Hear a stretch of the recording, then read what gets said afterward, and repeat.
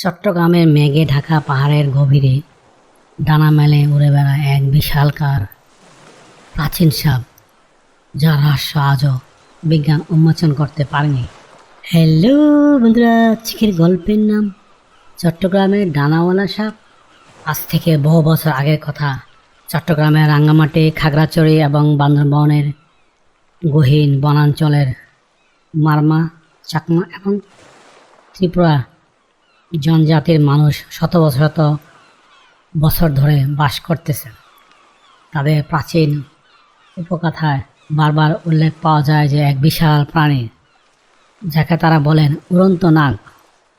প্রাচীন প্রবীণদের মতো এই সাপগুলো সাধারণ সাপের মতো নয়।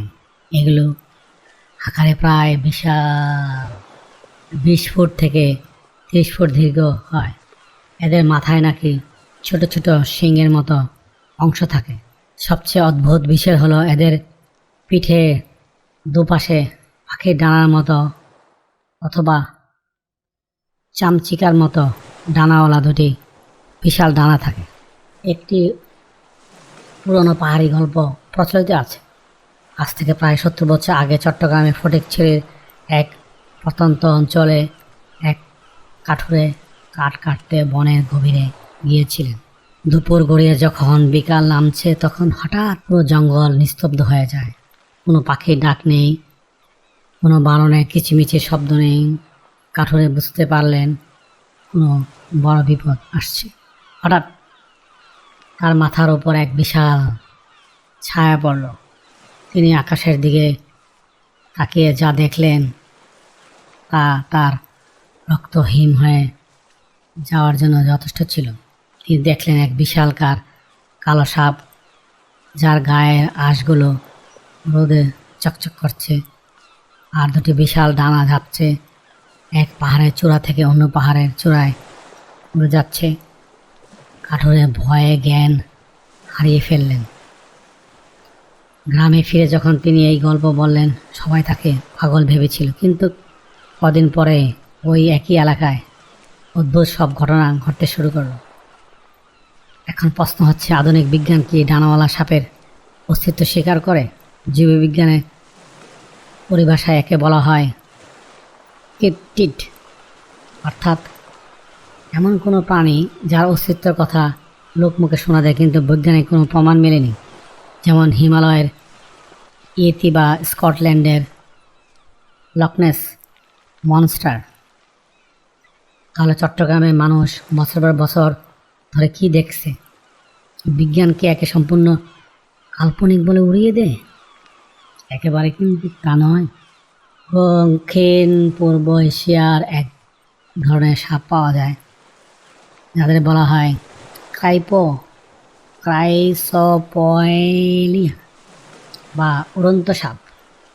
এই সাপগুলো কিন্তু চমৎকারভাবে এক গাছ থেকে অন্য গাছে উড়ে বেড়ায়, তবে তাদের কোনো ডানা থাকে না।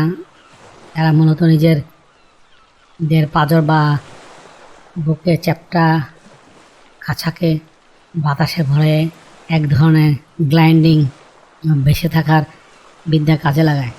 দূর থেকে দেখলে মনে হয় হতে পারে সাপটি আকাশে উঠছে, কিন্তু চট্টগ্রামের আদিবাসীরা যে ডানাওয়ালা সাপের কথা বলেন, তারাকার এই সাধারণ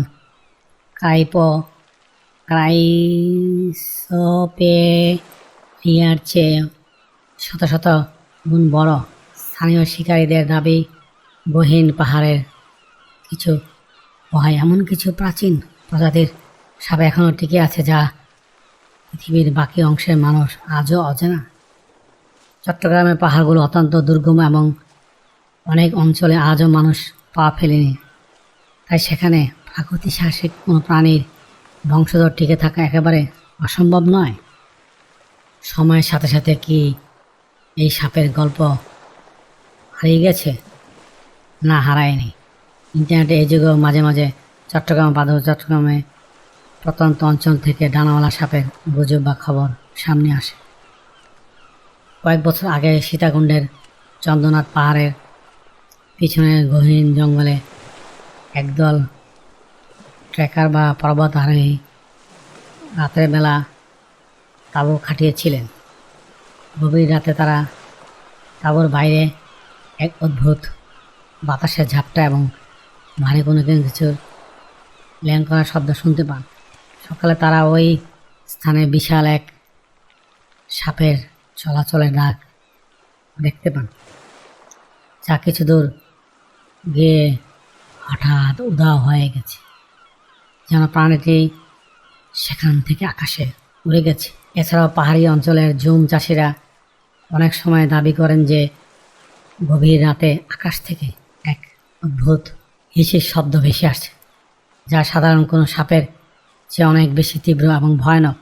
তবে সত্যি বলতে আজ পর্যন্ত কেউ এই ডানাওয়ালা সাপের কোনো স্পষ্ট ছবি বা ভিডিও ক্যামেরা বন্দি করতে পারেনি। ক্যামেরা দেখলেই নাকি ওই প্রাচীন জীবেরা মিলিয়ে যায় কুয়াশা আড়ালে।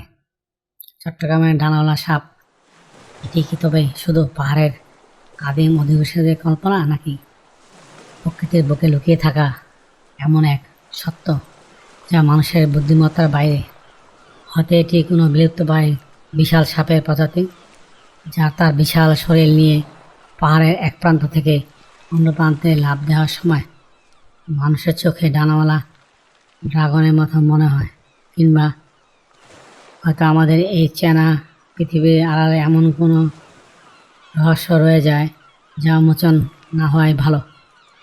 আপনি কি মনে হয় চট্টগ্রামে এই গহীন পাহাড়ে কি আসলে ডানাওয়ালা উড়ে বেড়ানো কোনো প্রাচীন না, নাকি এটি কেবল কুয়াশাঘেরা পাহাড়ের এক সৌন্দর্য কিন্তু ভয়ঙ্কর রূপ কথা? কি মনে করে আজ আমাদের জানান। হ্যালো বন্ধুরা, আজকের এই গল্পটি কেমন লাগলো কমেন্টস করে জানিও। আবার দেখা হবে অন্য কোনো গল্পে। Thank you for watching. Please subscribe.